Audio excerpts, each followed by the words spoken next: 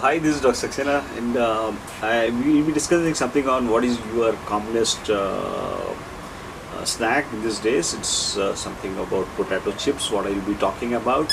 And when I'm talking about these things called potato chips, I just want to,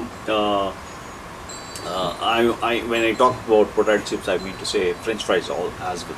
So here, what I would like to tell you is, there is a big there's a long history, illustrious history, ranging from worship by Incan tribe of the Peru and to the launching of the first artificial pesticide developed from arsenic. So the potential link between this eating fried potatoes 2 or 3 times a week, doubling the risk of death from all causes. This is the research which has happened already, and I just want to link you this white potatoes to high blood pressure, type 2 diabetes and heart disease. Apart from that, you have got French fries and potato chips which are high in trans fats, and if possible I would like to go for potato. I would definitely like to go for the sweet potatoes which are organic, not treated with this particular thing. Not with any kind of pesticide is really bad.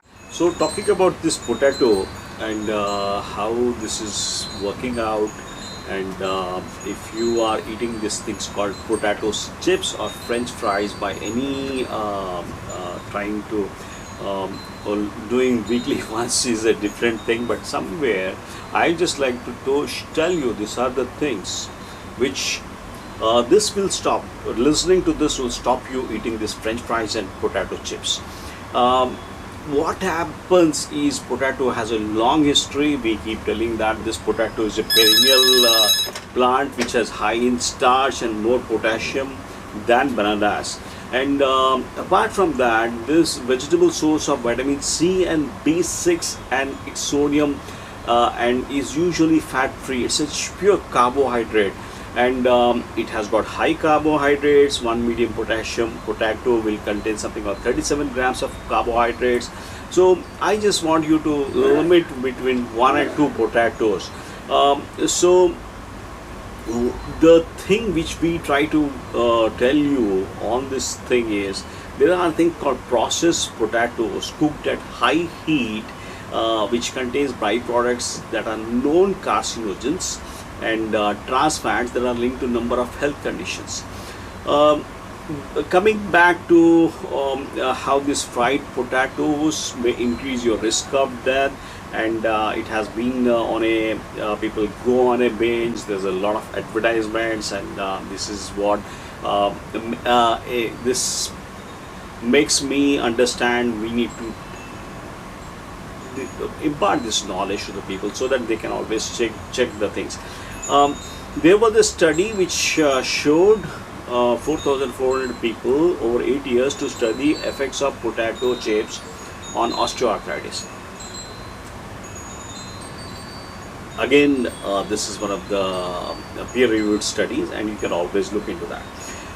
In analyzing the data, the researchers found that the people who ate fried potatoes had double the risk of death during the study. When I mean fried potatoes, I mean to say it is French fries, hash browns or potato chips. Any preparation of potato that requires frying is included in the fried potatoes, not the boiled ones. I'm not talking about the boiled ones, which are fried into with a big flame, and the oil is the issue here. This increased risk has been always it has been shown consistently. The potential danger of eating pounds of fried potatoes is generated by a thin substance called acrylamide. It's a chemical produced when the starchy potato is fried at high temperatures. What is this acrylamide and how it is affecting your health? It's one of the most hazardous ingredients found in the potato chips and the French fries. So the browning process is what produces the chemical. So boiling and steaming doesn't create it. It's a browning process which is done so that the chips we should not discolor. It should remain that white particular thing. This This has started in 2013. FDA recommended in 2013. FDA recommended reduce the amount of brown and overcooked foods that is high in acrylamide. So for us, acrylamide, where are other areas acrylamide is found is one is in coffee, in cereals, in crackers, in breads and dried foods. So this is acrylamide. When the study was evaluating this particular acrylamide study, the chips and all, and they found some high levels in this particular thing. So this high levels of dietary acrylamide has been linked to increased risk of postmenopausal endometrial ovarian cancer also. Storing starchy vegetables such as potatoes in the refrigerator increases the amount of acrylamide produced if you cook them at a high heat or brown them. One element which should not be kept in a fridge is a potato. You can always keep in the basket.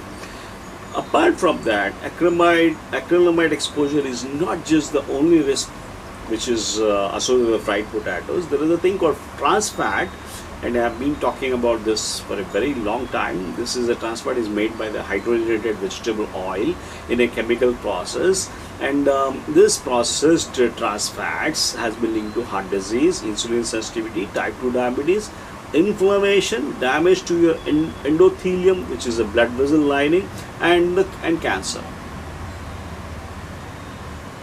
Apart from French fries and potato chips, this harmful trans fats, what are the sources of that? Look at this: cakes and cookies, biscuits, breakfast sandwiches, you have got margarine, you have got crackers, for all fast foods, cream filled candies, you have got microwave popcorn, donuts, frozen pizza, you have got cake mixes. See, it's something, but I need to tell that the ice creams also contain this trans fats. You have got frozen dinner, you have got packaged creamy frozen drinks, you have got crunchy noodles which has got trans fats. So I just wanted to caution what exactly this havoc is being created by the thing called this trans fat. And yes, apart from diabetes, you get into so many other problems just because of trans fats. So one word of this one, how we can always we have got that taste buds and we doesn't want to get away from that potato chips. You can always go for banana chips, or you can go for something like sweet potato chips. That too, not in the high temperatures. Both the white and sweet potatoes have the same number of carbohydrates, but the sweet potatoes have got more than double the amount of the fiber, thereby reducing the glycemic load of your body. The fiber is a prerequisite, it is important prebiotic necessary for nourishment of beneficial bacteria which colonizes your gut. So by minimize your acrylamide and trans fat exposure by keeping all these things. You can always go for boiling or steaming rather than going for frying, baking or broiling. Shorter the duration of cooking, the better, because longer the duration of cooking increases the acrylamide